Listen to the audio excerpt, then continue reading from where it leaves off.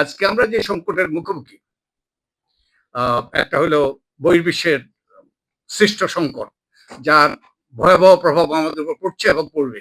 এবং যেই সংকটগুলো আমরা সৃষ্টি করছি, যে গণভোটের রায় নকশ করে দেওয়ার কিংবা এটা নিয়ে টালবাহানা করার, এবং যে অধ্যাদেশগুলো যে সরকারের স্বচ্ছতা জবাবদিহিতা নিশ্চিত করবে এবং এবং মানুষের কল্যাণ বয়ে আনবে, সেগুলো বাতিল করার চেষ্টা করছি কিংবা সেগুলো নিয়ে গড়িবসি করছি। এগুলো আমাদের এই সংকটকে আরো ঘনীভূত করবে। তাই আজকে আমাদের সবচেয়ে দরকার ঐক্য।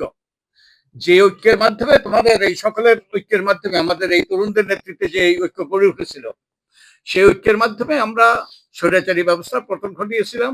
একটা নতুন ভবিষ্যতের কথা আমরা সেদিন চিন্তা করেছিলাম, স্বপ্ন দেখেছিলাম। তো আজকে এটা ভণ্ডুল হয়ে হতে যাচ্ছে আমাদের মধ্যে যে অনৈক্য এবং অহেতুক অনৈক্য, বিশেষত আমরা যারা নিজেরা সৃষ্টি করছি গণভোট নিয়ে গড়িবসি এবং একই সাথে এই অধ্যাদেশগুলো বাতিল করার মাধ্যমে। তো আমি একজন বয়োজ্যেষ্ঠ নাগরিক হিসাবে আমি অনুরোধ করতে চাই সরকারের কাছে, সরকার দলীয় সংসদ সদস্যদের কাছে, যারা নীতি নির্ধারক তাদের কাছে, আল্লাহর ওয়াস্তে সৃষ্টিকর্তার দোহাই দিয়ে অনুরোধ করছি, আপনারা এই জাতির মধ্যে ঐক্য সৃষ্টি করার চেষ্টা করুন, অনৈক্য নয়। এই ভয়াবহ মুহূর্তে আজকে আমাদের সবচেয়ে দরকার ঐক্য। যেমনি ভাবে আমাদের ঐক্য দরকার ছিল সেই হাসিনাকে বিতাড়নের জন্য, আজকে আমাদের এই ভয়াবহ সংকটগুলোকে দূর করার জন্য আজকে আমাদেরকে আবারও ঐক্য সৃষ্টি করতে হবে। এবং তার মাধ্যমেই কিন্তু আমরা সামনের দিকে এগিয়ে যেতে পারবো এবং আমরা ভালো অবস্থানের দিকে যেতে পারবো। তারপরে আরেকটা হলো, আমরা পুরানো পথে হাঁটছি এবং পুরানো পথে হেঁটে কিন্তু নতুন গন্তব্যে পৌঁছে যাবে না। তো আমরা কি আসলে পুরানো পথে হাঁটছি নাকি উল্টো দিকে হাঁটছি? উল্টো দিকে হাঁটলে তো আমরা তার ভয়াবহ পরিণতি আমরা এড়াতে পারবো না। তো যে কথা বলে আমি শেষ করব, আমি কারণ আশাবাদী হওয়ার একটা কারণ হলো যে এখন এই যেই যা যা করার চেষ্টা করছে বর্তমান সরকার, মানুষ মেনে নিচ্ছে না।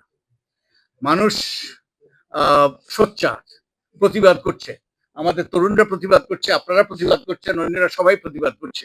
এটা এটা আমাদের কাছে গ্রহণযোগ্য নয় এবং এই নিয়ে আমরা সোচ্চার ভূমিকা পালন করছি। তো আমাকে আশাবাদী করে, যেমনি ভাবে যে 5ই অগাস্টের আগে ওই যে কোনো বাধা তার রোধে না পথ কেবলই সম্মুখে চলে, কোনো বাধা তার রোধে না পথ কেবলই সম্মুখে চলে, এইরকম মানসিকতা, এরকম দৃষ্টিভঙ্গি দিয়ে আমাদের তরুণরা আমাদেরকে নেতৃত্ব দিয়েছে।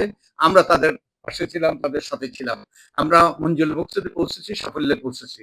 তো আমি আশা করি যে আমরা এই আমাদের সোচ্চার ভূমিকা রাখবো। আমরা যেখানে আছি, যে অবস্থায় আছি, আমরা সবাই আমাদের অবস্থান থেকে যে আমরা সোচ্চার ভূমিকা রাখি এবং আমরা প্রতিবাদী হই। আমরা সত্যের পক্ষে, ন্যায়ের পক্ষে, মানুষের অধিকারের পক্ষে এবং একটা জবাবদিহিতামূলক গণতান্ত্রিক রাষ্ট্র প্রতিষ্ঠার পক্ষে।